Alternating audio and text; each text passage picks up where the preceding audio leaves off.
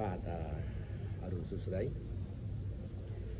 សូមស្វាគមន៍មកកាន់ My Slow ខ្មែរ podcast this morning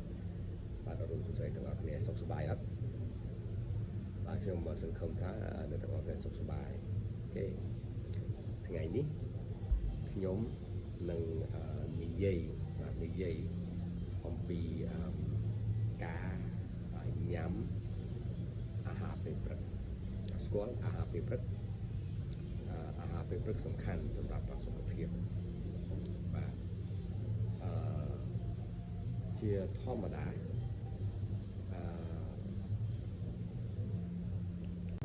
បាទជាធម្មតាតើ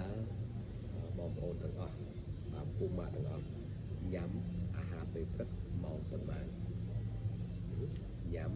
អាហារពេលព្រឹកម៉ោងប៉ុន្មានខ្ញុំជាធម្មតាញ៉ាំអាហារពេលព្រឹកម៉ោងប្រហែល6កន្លះឬ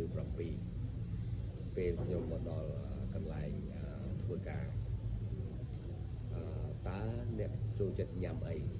សម្រាប់អាហារពេលព្រឹកខ្ញុំចូលចិត្តញ៉ាំគុយទាវស្គាល់គុយទាវ like the white Chinese noodle គុយទាវសាច់គោបាទគុយទាវសាច់គោ beef ជាមួយនឹងប្រហិត like ball meat បាទអូឆ្ងាញ់មែនតើខ្ញុំចូលចិត្តមែនតើអូខេឥឡូវនេះប្រាប់ខ្ញុំតើអ្នកទាំងអស់គ្នាចូលចិត្តញ៉ាំអីដែរហើយទៅ say comment នៅក្នុងវីដេអូនេះអូខេដើម្បីចែករំលែកជាមួយគ្នាតើយើងចូលចិត្តញ៉ាំអីខ្លះ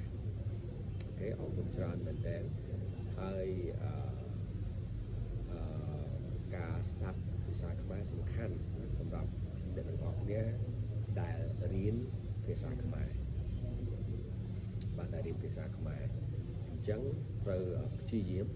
ហាត់ស្ដាប់និងហាត់និយាយភាសាខ្មែរឲ្យបានច្រើនដើម្បីឲ្យយើងអាចស្ដាប់និងអាចនិយាយភាសាខ្មែរបានហើយសំខាន់មែនតើបាទសំខាន់មែនតើអញ្ចឹងបងប្អូនអរគ្នាត្រូវការរៀនស្ដាប់និងរៀននិយាយឲ្យច្រើន